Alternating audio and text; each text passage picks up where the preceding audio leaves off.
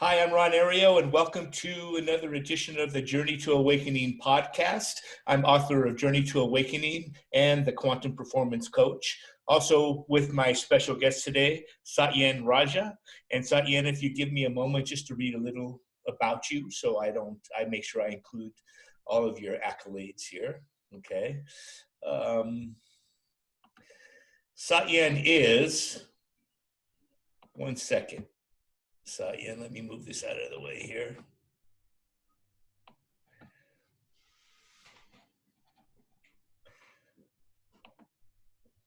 Satyen is the founder and CEO of the transformational academy WarriorSage. He's impacted over 100,000 students from over 50 countries around the world.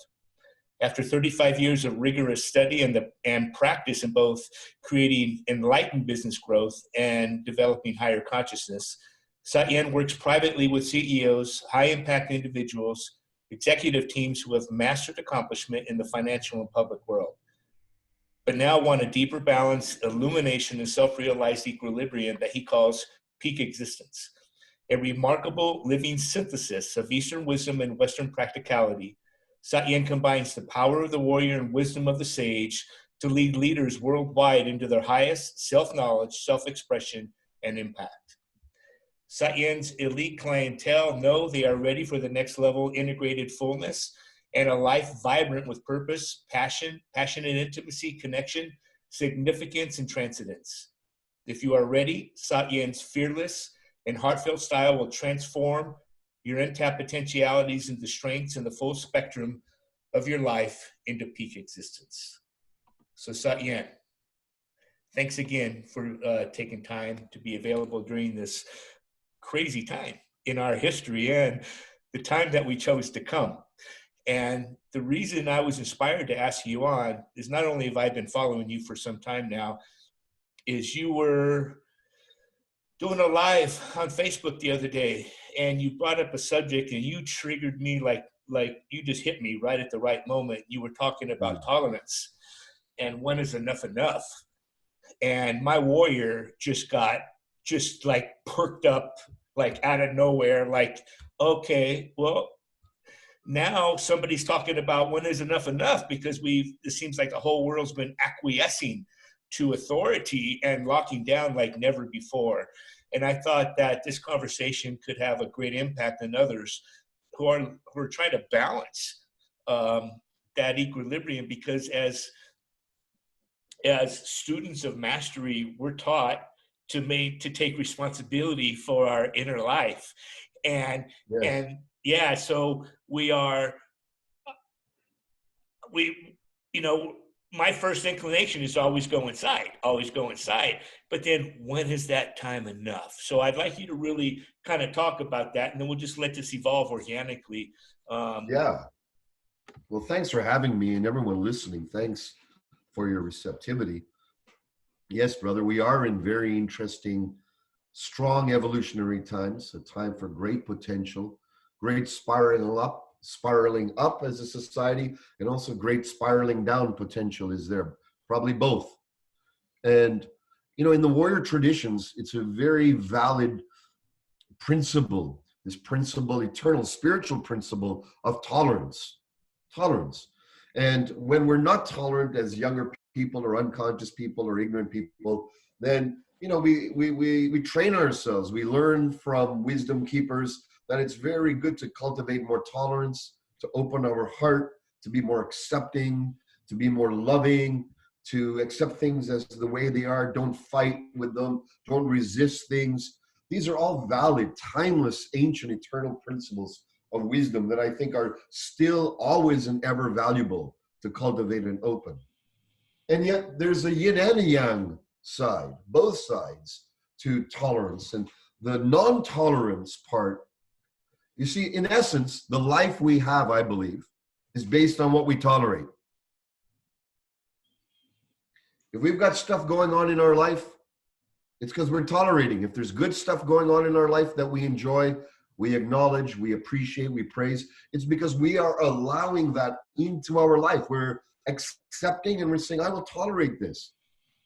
If there's things that are in our life that we don't like, things that are causing us tension, contraction, playing small, bothering us, people, individuals, circles, jobs, careers, habits, behaviors within ourselves, behaviors in others. If we allow those to be in our space, then we're tolerating those, and they will be there more and more because we're not developing a boundary to say no to that.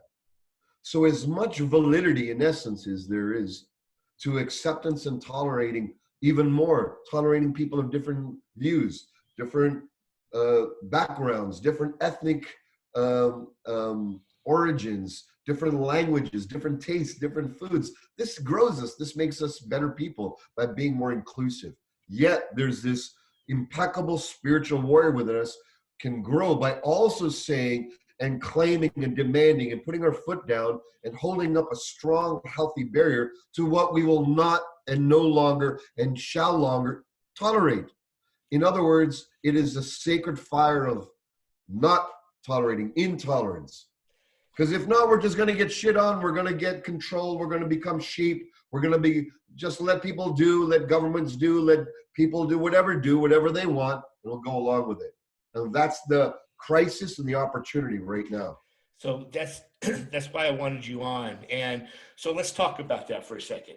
So as we are challenged to maintain our internal equilibrium, to maintain our peace, to keep our heart open, to keep love in our heart and compassion, and we see so many different narratives and timelines playing out right now, and we can really see clearly, and you can see it all over Facebook, where people's consciousness really is, where they're spending their time. If they're talking about the political agendas, even though they may seem awake, but they're talking about political parties, we can see they're still caught in a trap, right?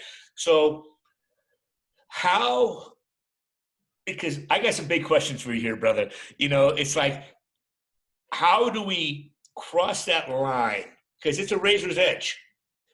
How do we cross that line to maintaining our internal peace, love, and harmony, and unifying?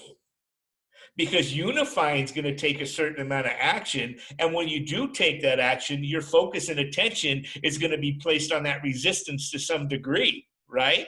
And so how do we come together and organize because without organizing, we're going to continue to be shit on. At some point, we have to come together. What's your view? How do you see that? This is a very tricky question. And it's a very nuanced question, and I believe it deserves great fleshing out within ourselves, individually, and as a society, and collectively. Look, in the yogic traditions, in the Hindu traditions, not only do we have the light side, the bright side of the divine, they also show up as a righteous indignation, as intolerance. At times, they can become wrathful. If you look at the image of Kali, she's the wrathful deity of the feminine goddess that says, enough is enough. You're harming my people. You're harming my children. You're harming the earth. You're harming otherness. You're harming the sanctity of life. I will no longer tolerate it. And if you see the visual, the iconography of Kali, she's got a necklace around her head of men's heads who have chopped off, who've been evil, who've been dark, who've been manipulative, or trying to control.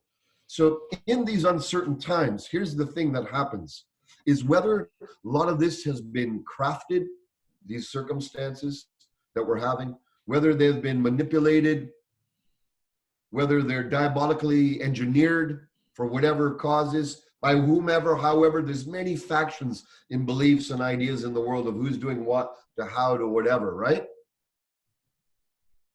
The bottom line is doing harm.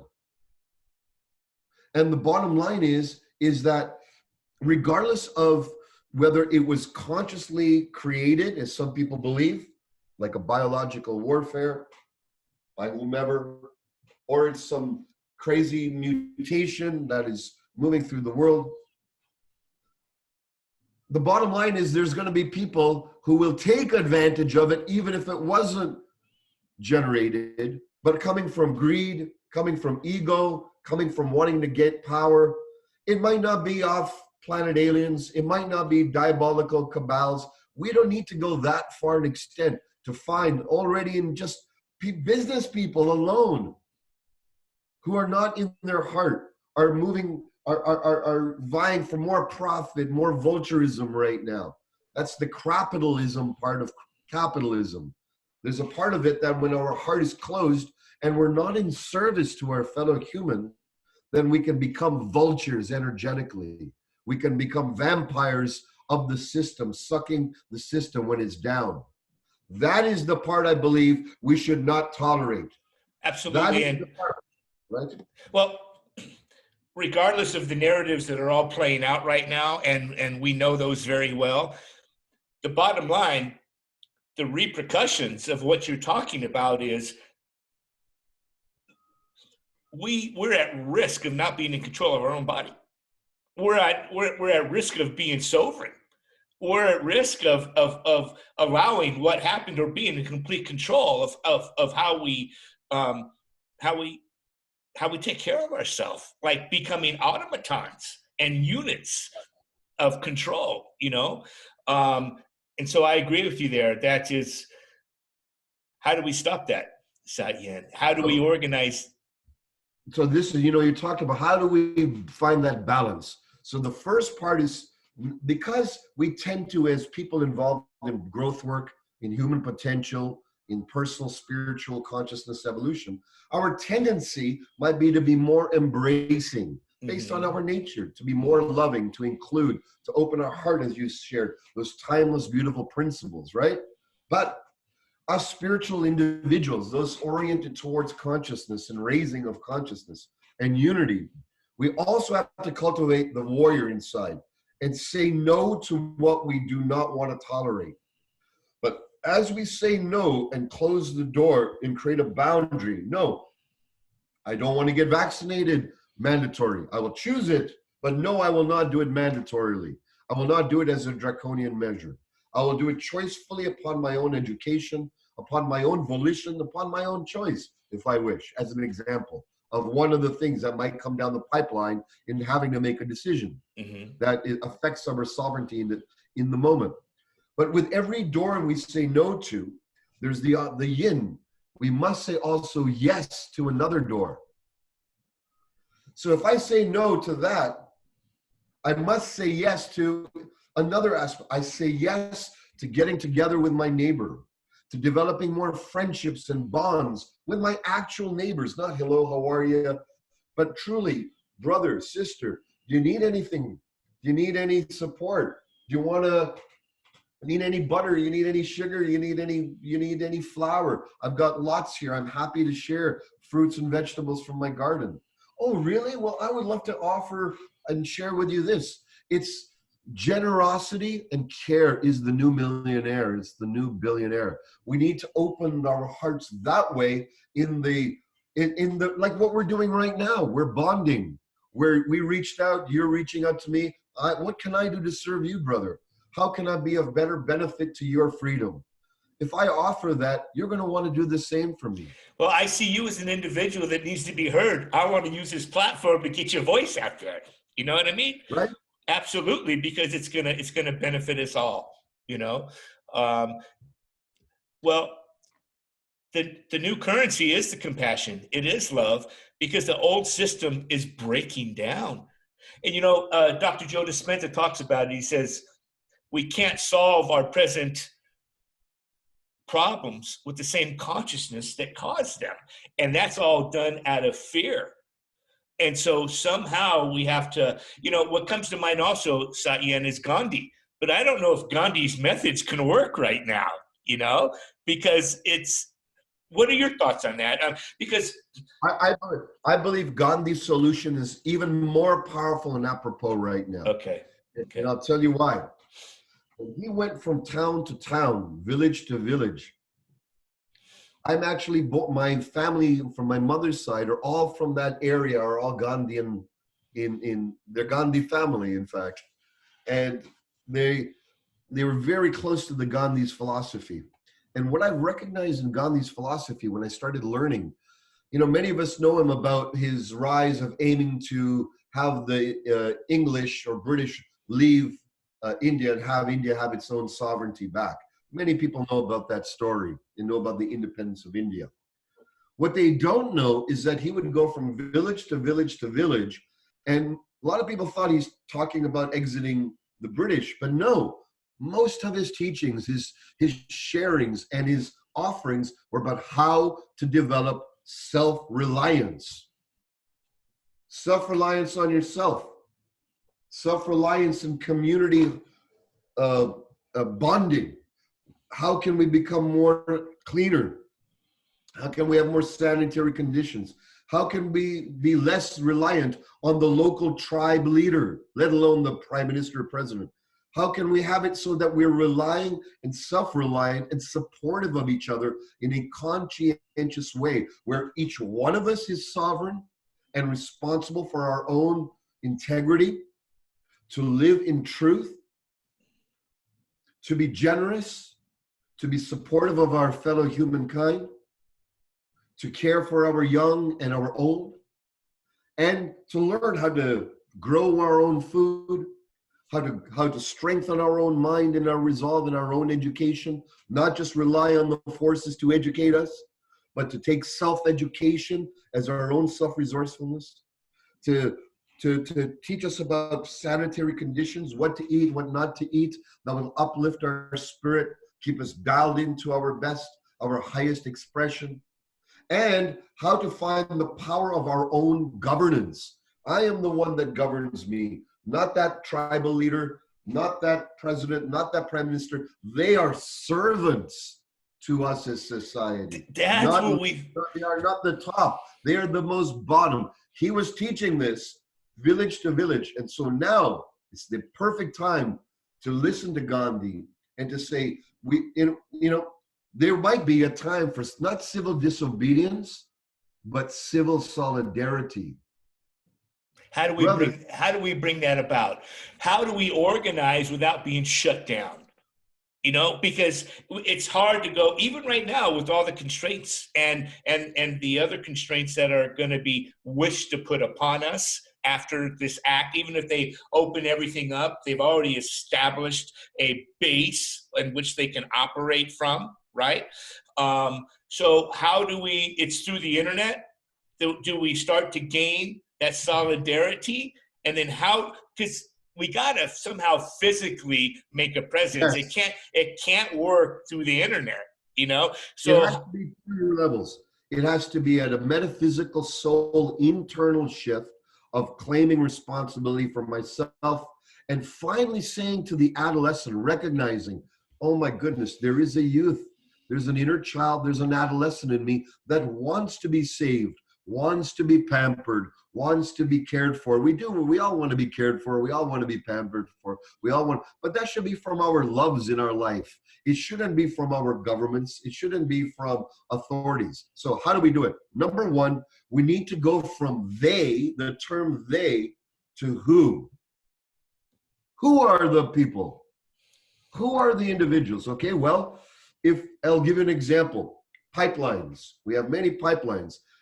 The oil and gas industry, God bless them. It's helped us in the whole industrial revolution. We've grown as a society worldwide by the gifts of oil and gas and what it's the internal combustion engine and all of that. We can't poo-poo it. It has helped us to get to this evolution. And yet it's also halting us to the next stage of evolution if we keep perpetuating that, and rather than move forward into new forms of renewable, sustainable, regenerative energy, right? As an example. Which could have happened 60 years ago. It could have happened a long time ago, right? Yeah. We tolerated it. We as scientists, we as business people, we tolerated this system because it gave us security. So what do we have to do? We got to get out of the fuzz of they. Who are they? It's going back to the gas pipelines. How many good-hearted, loving, conscientious, spiritual people I know are at the end of the pipeline protesting with good spirit? But do you think the people at the end, they're just the guys working the machineries. They're just like everyone else in the system. The police are there everyone in the system. They're not the people to Protest against. What about where the pipeline starts? Not physically. It starts in a boardroom somewhere. It starts in a boardroom somewhere.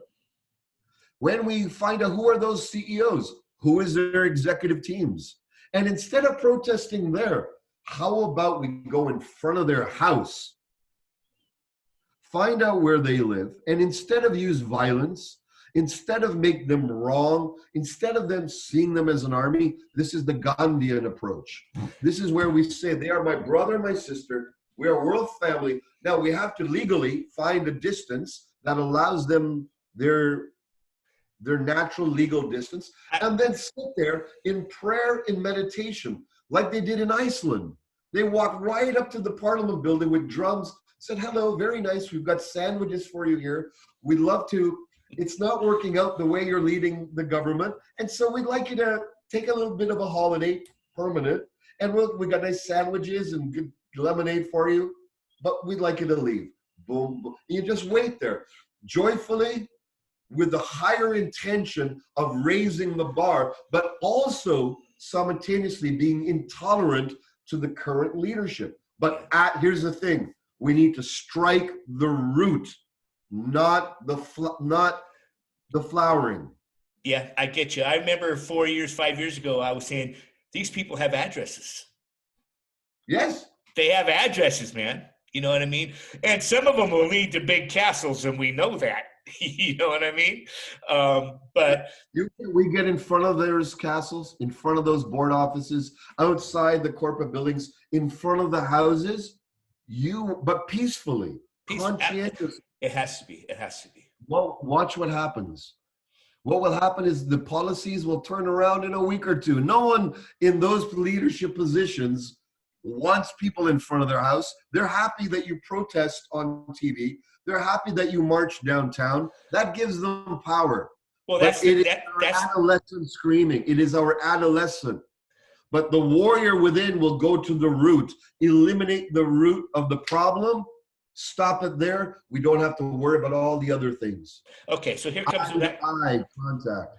Okay, so for those individuals that still haven't woken up, that are still seeking authority, watching TV and all that kind of stuff, as they go through their process. And I really wanted to start this interview off talking about your past a little bit. We jumped right into it. But I wanted to, at some point I'm going to shift, because I want people to understand your path to your awakening as well, because I think that's really apropos, because individuals are going to be starting to go through spontaneous awakenings where it might have taken us years on our path. They're now being presented with, they have to make, either go crazy or start to make adjustments into more spiritual awareness. So I know for myself, I remember when I went through my awakening in 2014, and when I saw everything that was really going on in the world, I wanted to scream from the rooftops, yes. And I wanted to let everybody know what was going on. But then I realized it's not making me happy. You know what I mean? What I focused my attention on, this is actually creating a lot of disturbance in me continually, because nobody appreciates it other than those that are already awake. Everybody else wants to bury you. And so I had to make a choice. How do I respond to life? Each moment, if I choose to respond with love and beauty, then my life is going to be love and beauty based on the eternal present, in which I have complete control over. So I've prescribed to that. And now I put out that kind of information, because it's a reflection of what's going on, not only internally, but it's also what I want to exist in. And so as people start to wake up, their first inclination is going to be anger, like it is with all of us when we first start to wake up. How we got to guide them over the anger really quickly, so that they can start to understand their responsibility in their present and how they create their reality.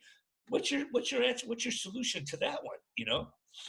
I totally understand what you're saying. When I first started finding out, I read a book called The Medical Mafia when I was 18. I got into holistic medicine and Chinese medicine and shiatsu and acupuncture when I was 17. And part of my family is all medical doctors, so they're very entrenched in that world.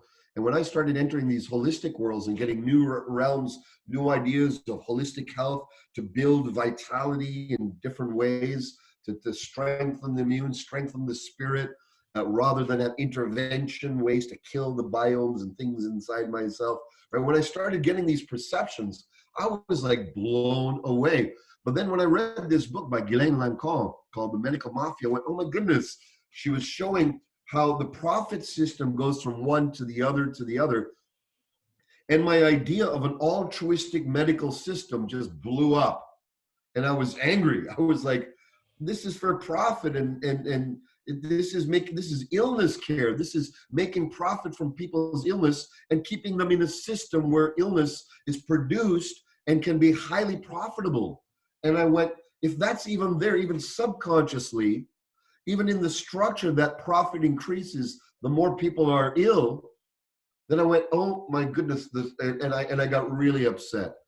And what I realized, like you, over time, when I was a younger man, I was full of fire, full of anger, wanting to tear that down, burn the old system.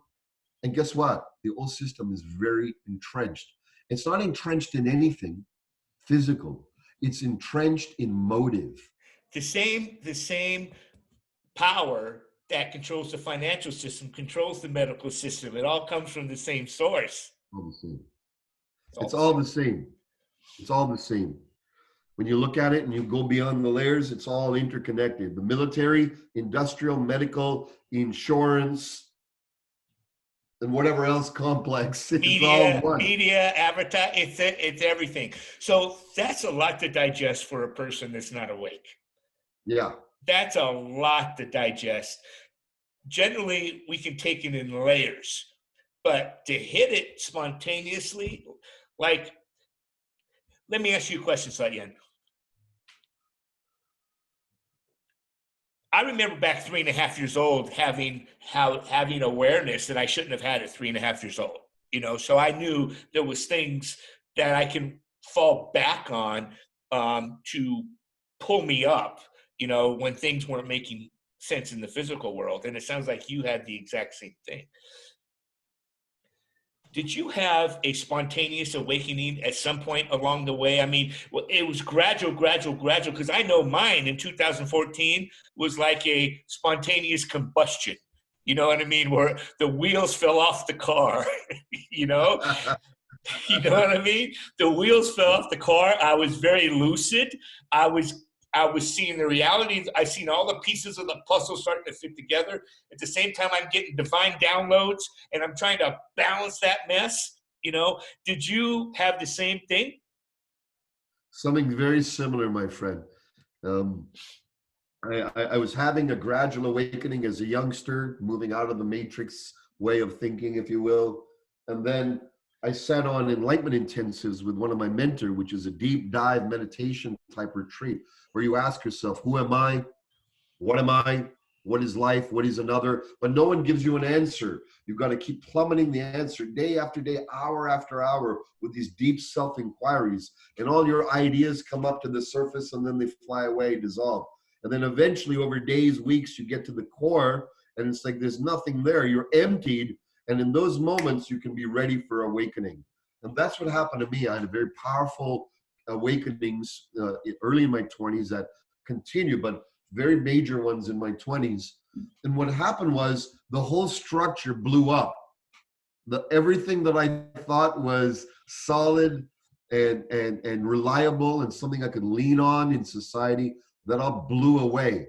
And then I found out that the only thing that was solid and reliable that I could lean on was the things that are not solid, the things that are eternal, that are not temporary, universal truths, universal love, consciousness itself, the life force, the prana of existence, the love between us and the love that we are in existence.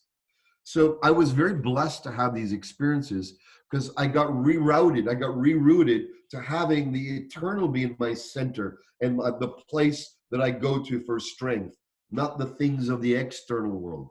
So guess what? Mother Nature this whole time has given humanity a timeout. Go to your room.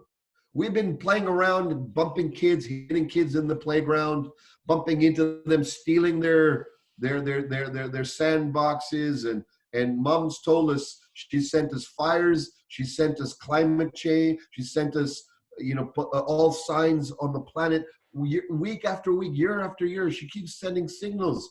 Look, this is what's happening when you're bumping into each other, when you forget who you are. So finally, she's given us a timeout. So now we're in this timeout.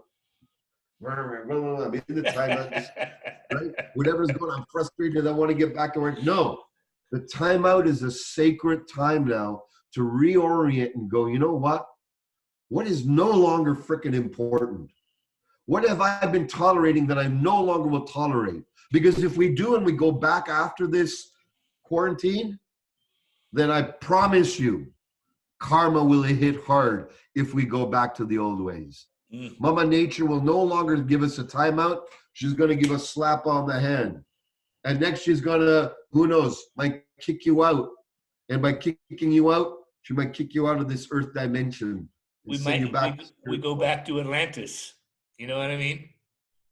Or if we say, I will no longer tolerate the systems that have kept us subjugated in mental, emotional, and spiritual and financial poverty as a whole. We got every solution on the planet right now.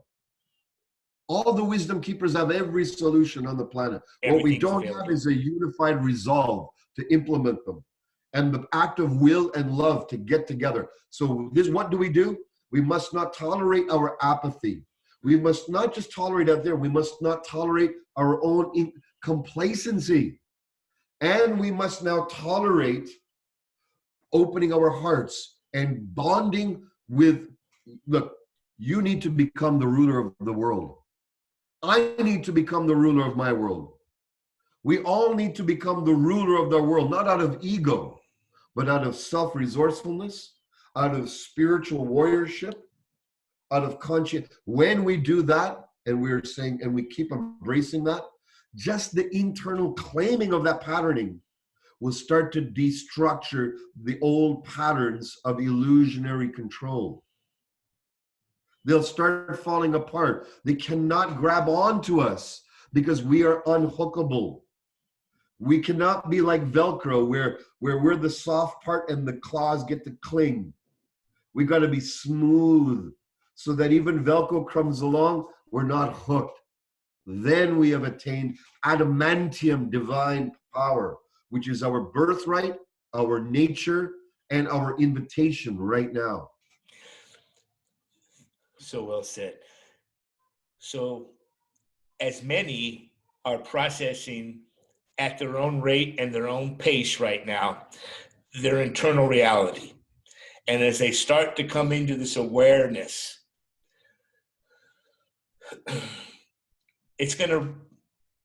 we're going to be required, those of us that are maybe just ahead of them on the curve, it's going to require a tremendous amount of compassion, love, and understanding to support them through their own awakenings. Because we're at the precipice of a mass awakening right now.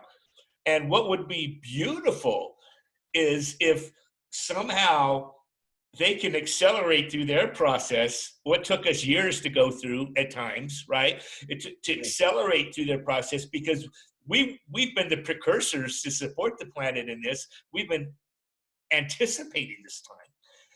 We knew this time was coming. We just didn't know what it was going to look like. And then all of a sudden, boom, it was there. Satyen, was that just not a big surprise in how it arrived, right? So I'm on the front lines with you, brother. You know what I mean? So however I can participate and organize and we can create and support those, because we got to get them over the hump. We got to get them from the anger and the astonishment, because when the truth really starts coming to the surface, it's going to curl people's toes. They have no idea what's going to come to the surface. And then how do we transition them out of that darkness that we actually have all tolerated and existed in unknowingly into the essence of what's possible and who we are, who we truly are, because people aren't aware of their multidimensional self. You know, they're just not aware of it. Here's what I feel that we need to do, pragmatic as a society right now. I'm on the forefront of doing this, and I'm glad you've expressed it. You're doing this. It's happening anyways in pockets. And here's what it is. We got to start dismantling, taking off from our idolatry. We've been making golden calves of the smartest, the richest, the entertainers. God bless them all. They shouldn't be, we don't have to vilify them, but we don't have to enshrine them as the gods of society. We need to dethrone the gods in ourselves of traditional TikTok, mechanistic, Orwellian society that we are ended up in. And so we need to move that. Instead of the smartest, the most powerful, the richest, we need to start enshrining who are the most wisest. Wisdom is timeless. Wealth comes and goes. Power comes and goes. Fame comes and goes. Even intelligence comes and might wane, but wisdom only deepens and spirals and becomes more powerful and more silent and more expansive. Only wisdom. So the first thing is, all of us wisdom keepers who have had awakenings, all of us wisdom keepers who have a knowledge of the higher self, all of us wisdom keepers who've been blessed with inner awakening and centeredness and grace and the gifts of the absolute. We need to come together first of all and band as wisdom groups, wisdom keeper communities, yourself, everyone, and then we get together. And then what we do, as we get together, we will know as wisdom keepers, because we have an artful way of being with each other. We have walked the path of life. We will know how to come together. And then we demonstrate, guide, and influence, and give the leaders who are younger, who have the brash, who have the fortitude to create physical change, then we infuse them. They need to come to us, wisdom keepers. We need to foster this space where we say, we elders have this priceless gold, which will take us from this craziness, from the path of self-destruction, to the path of wholeness, to the path of blooming our society into beautiful realms. And so the wisdom keepers are the key. They must come together, unify, and then their consciousness must be pumped out to the world right now. Satyen, you're already in position to lead this, and I'm going to tell you what just popped into my head that I totally forgot. The last chapter in my book, Journey to Awakening, is called Corporate Alchemy, where I had this vision. Corporations run this world, not governments, okay? We're not going to change our societies within the voting democratic process. It's impossible, because it's all built on special interests and corporations that are actually running the world behind the scenes. So the future leaders are going to be CEOs, and you're already a master of that. The future leaders are CEOs. To change the corporate structure from that of serving the bottom line dollar to serving the humans that exist and the earth. Okay, so you're already primed in that position. And so I think the message that needs to be really galvanized and taken out, and I think this will be an underlying current, and I'd love to participate with you on this, by the way. Absolutely. That literally just popped into my head. But I had this vision when I wrote my book, and it's getting CEOs to take responsibility, that each employee is a human with a soul. And my work in wanting to work with CEOs, and I've talked to you about this before, but I don't know how to bridge that gap. My work is getting leaders to value the purpose and mission of each of their individual employees and department heads and executive teams, and then have the corporation be the ultimate vision. And then each of those individuals can participate in the vision of the corporation to its greater good, and then be supported even to go off on their own with their own vision without Yes. any limitation. And so everybody is on purpose. So every employee, their purpose Yes. is aligned with the corporate Exactly. purpose. Oh, this is the key. I'm 100%, 1000% with you in this, what you just shared. You know, you look at Dr. Bronner's, the famous soap company, doing such great in the world.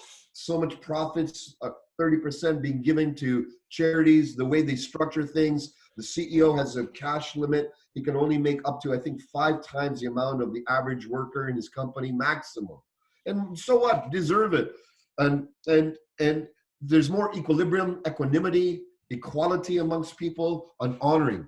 But I believe at the corporate level, and you're right, this is the realm I have been given the if you will, the mission to serve. And that is when I'm working with corporate leaders, my aim first of all is I dismantle, I look at everything, I say, let's first get the mission and the vision so it's good for the greater whole. It's omni-win, meaning it's winning for the whole. And they're like, how do we do that? And I say, and then I'll take, for example, a long mission statement that's on a wall that sounds all convoluted for the shareholders. It's just a dead piece. It's a statement on a wall. It's dead. I like to recraft it to source it from the soul with the companies I work with who are ready now. They're right. More and more CEOs are coming out of the closet and saying, I'm ready for spiritual evolution and world-centric service through my corporate. They are. And those who are listening and are open, please come and reach us, because if you don't know how to come out of it, we'll guide you so that you're not an enemy to the old system. You are a transformer of the old system and can create something even more prosperous beyond your imagination, which is demonstrated now with every single corporation that I've worked with. Now, I'll give you an example. We took one mission and it was all convoluted, and I said it was an AI software. And at the end of the day, we created a new mission, not a mission statement, a mission, which is creating a world that doesn't break down. We turned a software that sees and can tell when things are going to break down way in advance. Now it's going all through all railways, it's going through oil rigs, it's going through all types of mechanical industries, and it's changing the world. One day, we're not going to have stuff break down. We'll know months in advance, change this screw, do this. How much lives is that already saving, right? Amazing. There's another company that I'm working with, which had another long, convoluted, old school, old intention, old impression, old value style mission statement, corporate oriented. We turned that into, and it's a real estate, series of real estate companies, better homes for better lives. Simple few words.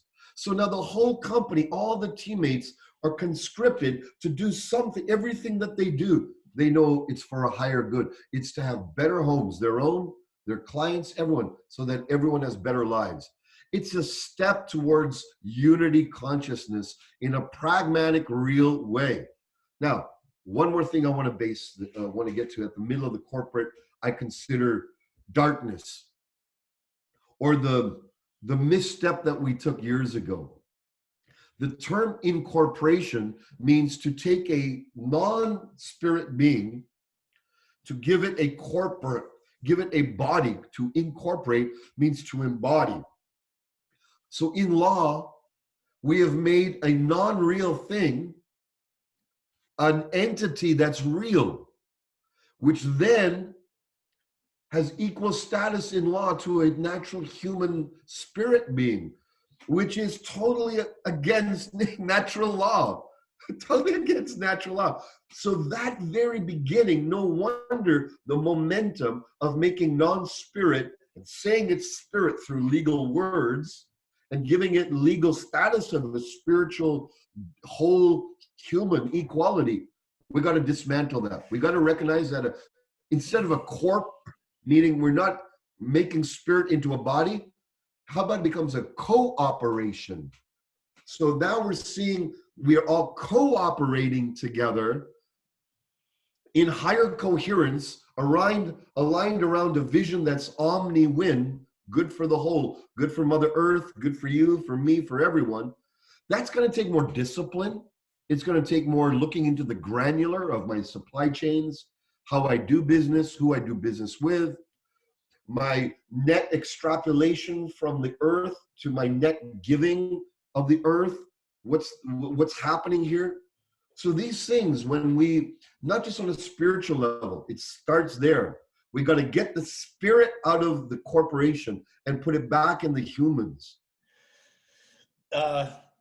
And by the way, I have a feeling those corporations were set up that way purposely, you know what I mean? But having said that, 100%, 100%. And I got to tell you, when off of us talking here, I'd like to share with you what I've developed to transform CEOs, their executive teams, and their employees. Okay, Fantastic. that I've just accumulated over my lifetime of being in business and going through my awakening and everything else, because it's the CEOs are the future leaders, Satyen.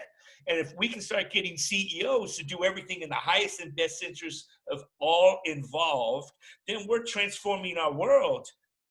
Because we can't transform governments. It's going to be impossible. Let them burn. Yeah, well, they're burning. Look, they're sometimes going to burn. when there's a fire going on, you got to let it, sometimes you try to put the fire out, but sometimes you got to let it burn. Yeah, and I don't like to say that, but sometimes you got to let things burn. You got but while it's burning there, we can craft something new. Hey, we burned during our awakening.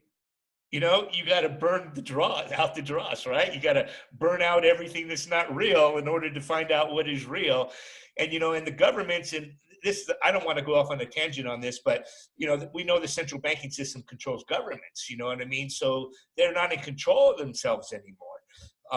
So, you know, that's what's going to burn, is that facade of control.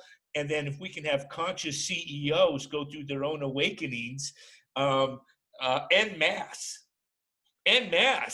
you know what I mean? Like during this process, put something together where CEOs that are saying, come on, look at them right now. They're shut down right now. And they're going to have to come to some conclusion about how to put something together now, Satyen. We're already there. You know, I'm blessed to have a very powerful group of CEOs that I personally coach and mentor in my equilibrium circle. And all that you've been sharing, we've been applying now and learning and transforming internally for years. And what's happened is every one of their businesses is thriving.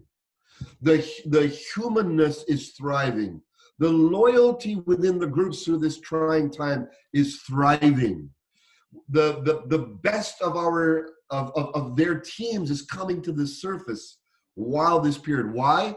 Because the illumination that they have fostered, the equilibrium they've been cultivating, the WarriorSage cultivation that they put themselves on to become the leader, the transcendent leader of a new reality starting now. It's paying off. The return on investment is beyond anything. Right now, illumination, transcendence, learning the art and skill of awakening to our nature and aligning the architecture of our businesses from our core of leadership is not only nouveau vogue or cool or hip, it's the necessity of our time. And their souls are being validated and you know, beyond, you know, that, listen, they're being honored as a soul. That those leaders are honoring the souls that exist within their organizations, not as an energies unit that supports the hierarchy, but as an individual that actively participates in the whole. You know, so they feel empowered. They feel like, oh, my personal purpose. I can accomplish my personal purpose within the construct of this environment and still not be disempowered. I'm fully empowered in supporting the greater whole of this business. I mean, it doesn't get better than that. It's such an amazing time for the CEOs on our planet to reassess and relook not the external, but to start feeling what's the soul feeling? What's comfortable in my soul to move forward with? In my heart, what's comfortable? Because the inner voice doesn't speak with necessary words. It speaks to us in terms of inner comfort or lack of comfort. And where within ourselves are we not in comfort? Those signals to become aware of, to become sensitive to, is very heightened right now, very powerful.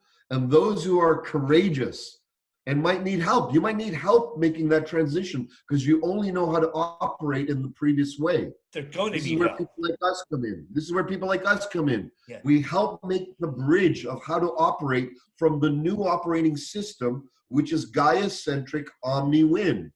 And one of the areas we help them, which has driven me my whole life, Satyen, is fulfilling my spiritual contract. Fulfilling my spiritual contract. You know, and I take people through a process that I've developed, and my intuition kicks in it. As I take them through, we arrive at a place and I go, and this is why you're here. This is why you came to the planet. You know what I mean? And when you start, I don't know about, and I know you're the same as me on this, I got some internal dialogue going on that has kept me running even through the most challenging of times that I can't give up. Why? Because I have a contract to fulfill that I agreed to fulfill, and I must fulfill that contract, come hell or high water, right? The integrity to fulfill, to first of all, to find and discover, align, and then get on and fulfill your spiritual contract is the call of this time. You hit it, my brother. It's the call, it's the essential devotion to self and devotion to all. That is the pinnacle of the call of this moment. I feel the heart of it. And so when you say that, I'm so happy. And I believe everyone can hear within themselves that they have a spiritual contract, that they have a higher calling to fulfill that they've made in the eternal dimension. And now that we're in the temporal dimension, we get to execute the temporal, the transcendental vision that we already have inherent in our DNA. We already have, like a bird's beautiful today in spring here in British Columbia, they're making nests. They didn't have any manual. They didn't have any lessons. It's inherent within them to make a beautiful nest to take care of their family, right? Yes. When we light up to the soul contract and dedicate, not just with discipline, but with the heart of devotion, the contract will illuminate itself, and our natural knowingness will arise. All that we've been training for all our years right now will come into highest pristine alignment and congruence. We don't need to learn anymore. We need to do the right thing. Yes. What we already know. What we already know. And maybe that, not maybe, but that's the blessing, one of the blessings of the isolation right now is to let that other exterior start to fade away as the interior is becoming louder and louder and louder. It's gonna force the exterior to break and fall away, and what they're gonna be left with is questions about who they are, why they're here. Boom. Oh. So Satyen, we're gonna leave it on that note. Oh. Okay. Whew, I just got emotional. Hold on. We're in the right time, in the right place. And we all are in the right time, in the right place. And we all are ripe for the next stage of our evolution. Yeah. We all are ripe to claim our birthright as divine beings having a human experience. We all are in the perfect timing to grow our hearts to embrace the brotherhood and sisterhood of mankind and our earthling status as fellow creatures on this planet and fellow servants and fellow expressions of the biosphere of Mother Gaia. We are all of that, even when we are this individual. And to know that we are already symbiotically connected to the whole. And we just have to surrender to that, align to that, and devote ourselves to the already happening unity that's living in our soul. This is the beauty of this moment as well. Thank you. Thank you. Thank you. So on that note, Satyen, I want to thank you for taking your time, for sharing your wisdom. And this interview took on a life of its own. I wasn't expecting that, you know. So I want to thank Satyen Raja, CEO of WarriorSage, for all his wisdom. I'm Ron Ario. This has been the Journey to Awakening podcast, and we'll see you on the other side. Aho.